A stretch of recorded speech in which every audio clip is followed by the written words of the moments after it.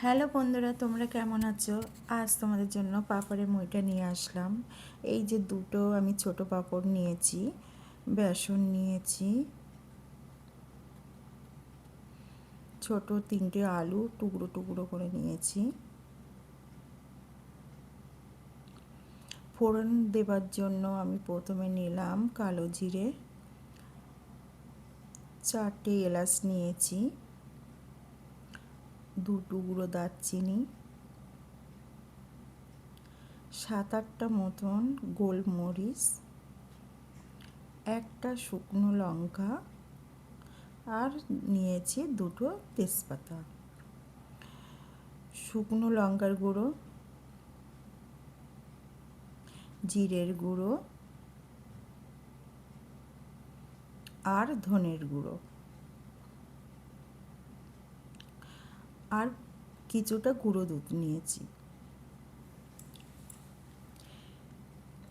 এবার দেখো বন্ধুরা, আমি পাঁপড়গুলো কেমনভাবে ভাঁজ করে নিয়ে আমি 4 টুকরো করে নিচ্ছি।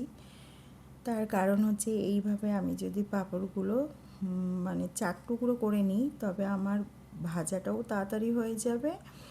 আর আমি যখন পাঁপড়গুলো হাত দিয়ে গুঁড়ো করব, তখন আমার গুঁড়ো করতেও সুবিধা হবে। তার জন্য আমি এইভাবে ছোট ছোট টুকরো করে নিচ্ছি পাঁপড়গুলো। আর এই রেসিপিটা তোমরা অবশ্যই বাড়িতে একবার বানিয়ে দেখো।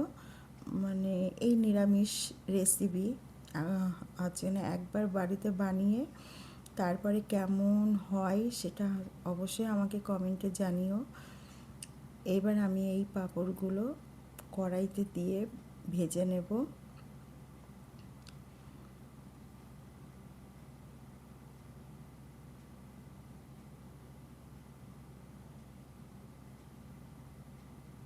দেখো বন্ধুরা, আমার তেল গরম হয়ে গেছে, আমি পাঁপড়গুলো দিয়ে দিয়েছি। এইভাবে এবার আমি পাঁপড়গুলো ভেজে নেব। এইভাবে আমি একটা একটা করে যদি আমি পাঁপড় ভাজলে আমার অনেকটা সময় লেগে যেত। আমি একসঙ্গে অনেকগুলো পাঁপড়ের টুকরো দিয়ে এইভাবে ভেজে নিচ্ছি।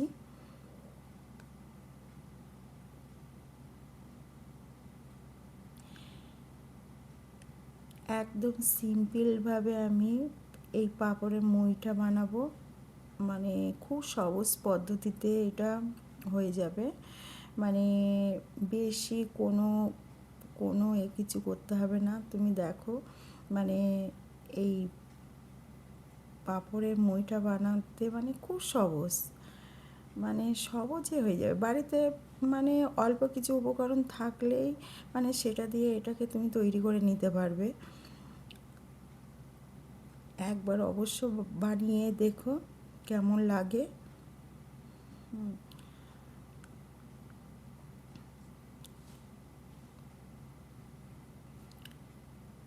এবার আমার পাঁপড়গুলো মোটামুটি প্রায় ভাজা হয়ে এসছে, সব পাঁপড়ের টুকরোগুলো ভাজা হয়ে এসছে।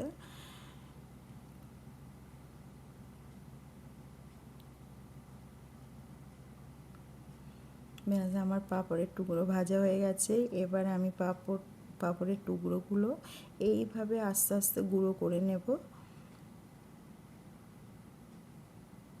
দেখো বন্ধুরা, পাঁপড়ের টুকরোগুলো কত সুন্দরভাবে গুঁড়ো হয়ে যাচ্ছে, এদিকে ওদিকে মানে ছিটকে যাচ্ছে না। এইভাবে আস্তে আস্তে আমার পাঁপড়ের টুকরোগুলো গুঁড়ো হয়ে গেছে। আমি এবার লবণ দিয়েছি, হলুদ গুঁড়ো আর লঙ্কার গুঁড়ো,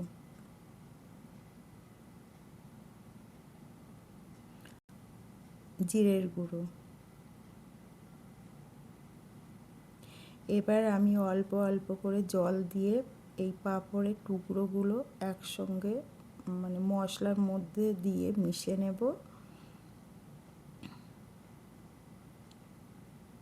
এটা বেশি পাতলা করলে হবে না, একটু গাঢ় করতে হবে। মানে যেহেতু এটা মুইটা হবে হাতে হাতে দিয়ে মানে করে করতে হবে। এবার আমি চিনি দিয়েছি এর মধ্যে।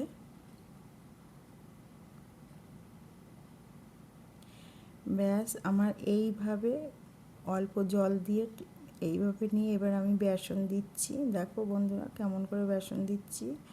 এইভাবে অল্প অল্প করে বেসন দিয়ে ব্যাটারটা মেখে নিতে হবে।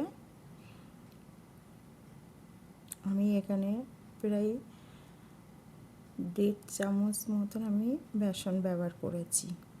এই যে দেখো বন্ধুরা, ঠিক এইভাবে ব্যাটারটা মেখে নিতে হবে, নিয়ে হাতে মুঠোর সাহায্যে এরকম করে নিতে হবে।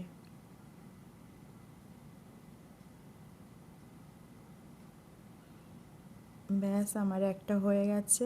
এইভাবে আমি সব ব্যাটারগুলো এইভাবে মুঠার মাধ্যমে এরকম করে নেব।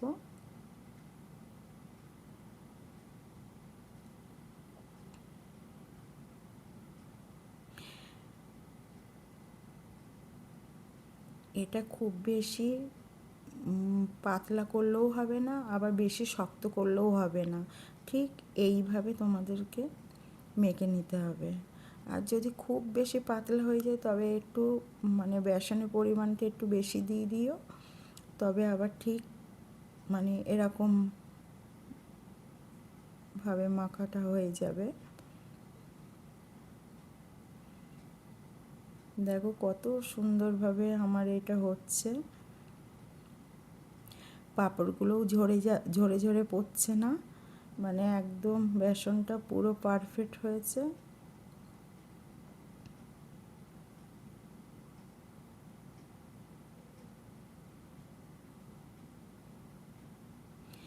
ব্যাস আমার এইভাবে আমার পাঁপড়ের মুড়িটা, এবার আমি পাঁপড়ের মুড়িটাগুলো আমি কড়াইতে তেল দিয়েছি। এই মুড়িটাগুলো যখন কড়াইতে ভাজবো তখন গ্যাসের ফ্লেমটা লোতে দিয়ে দিতে হবে। দিয়ে লোতে দিয়ে আমার এই পাঁপড়ের মুড়িটাগুলো তেলে দিতে হবে। গায়ে দিলে হবে না, মানে একটু ছাড়া ছাড়া করে দিতে হবে, যেন একটা আর একটা গায়ের মধ্যে না লাগে। দেখো আস্তে আস্তে আমার পাঁপড়ের টুকরোগুলো কিন্তু একদম পুরো বেসনের সঙ্গে লেগে আছে, একটু কিন্তু ছাড়িয়ে যাচ্ছে না। ব্যাস আমার মুইটাগুলো আমার ভাজা হয়ে গেছে, এবার আমি তুলে নিচ্ছি। তোমরা অবশ্যই বাড়িতে এই রেসিপিটা ট্রাই করে দেখো, আর অবশ্যই কেমন হয়েছে সেটা আমাকে অবশ্যই কমেন্টে জানিও।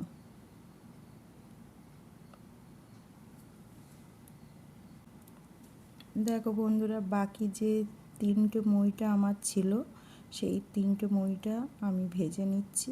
বাকি 4টে হয়ে গেছে আগে, এই 3টে মুইটা আমার হয়ে গেছে, এগুলো তুলে নিচ্ছি। আমার কড়াইতে তেলের পরিমাণটা একটু বেশি আছে, আমি তেল তুলে নিয়ে 2টো তেজপাতা নিলাম, শুকনো লঙ্কা দিলাম, এলাচ দিয়েছি, 2 টুকরো দারচিনি,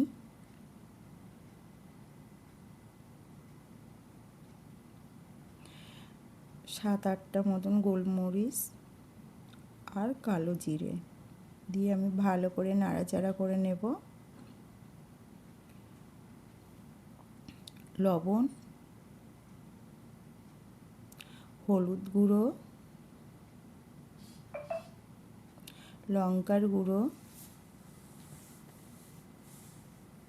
জিরের গুঁড়ো আর ধনের গুঁড়ো। এবার আমি ভালো করে নাড়াচাড়া করে নেব।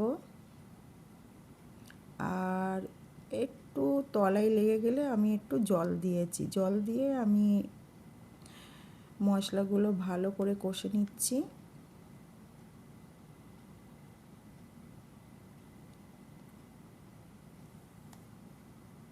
ব্যাস আমার জল দিয়ে মশলাগুলো প্রায় ভালো করে কষা হয়ে এসছে। এইবার আমি এর মধ্যে স্বাদ মতন চিনি দিয়েছি, চিনি দিয়ে একটু ভালো করে নাড়াচাড়া করে নিচ্ছি। আর একটু দিয়েছি গরম মশলা।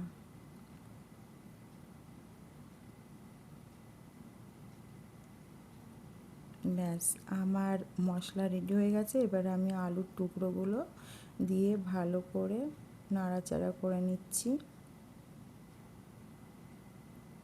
এই আলুর টুকরোগুলো মিডিয়াম ফ্লেমে দিয়ে কষতে হবে, না তো মশলাগুলো পুড়ে যেতে পারে। ব্যাস আমার 10 মিনিট মতন আমি আলুর টুকরোগুলো মশলার মধ্যে কষে এবার আমি জল দিচ্ছি। প্রায় 2 বাটি মতন আমি জল দিয়েছি।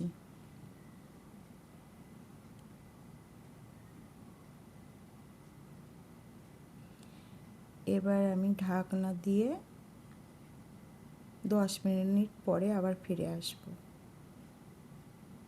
ব্যাস আমার হয়ে গেছে। দেখো আমার আলু টুকরোগুলো কেমন সিদ্ধ হয়ে এসছে। এবার দুধ দিচ্ছি। বন্ধুরা, দুধটা আমি উষ্ণ গরম জলে গুলে নিয়েছিলাম, সেই দুধটা এখানে ব্যবহার করেছি।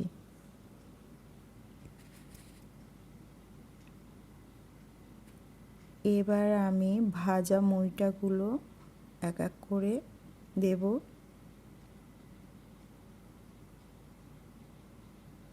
দেখো চারিদিকে কেমন করে দিচ্ছি।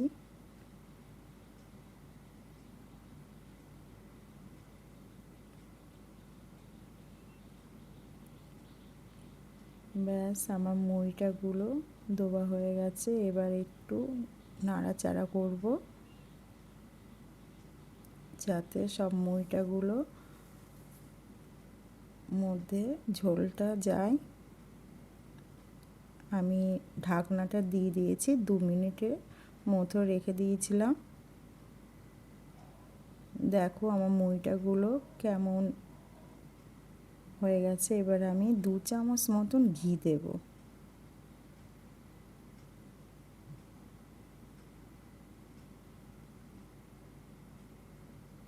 ব্যাস আমার পাঁপড়ের মইটা পুরো রেডি।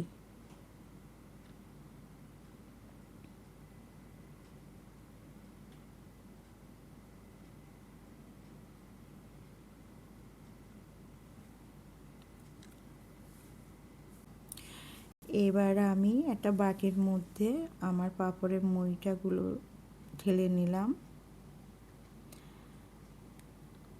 দেখো বন্ধুরা কেমন লাগছে দেখতে। তোমরা অবশ্য বাড়িতে ট্রাই করো রেসিপিটা। যদি ভালো লাগে তোমরা কমেন্ট করো আর আমার পাশে থেকো।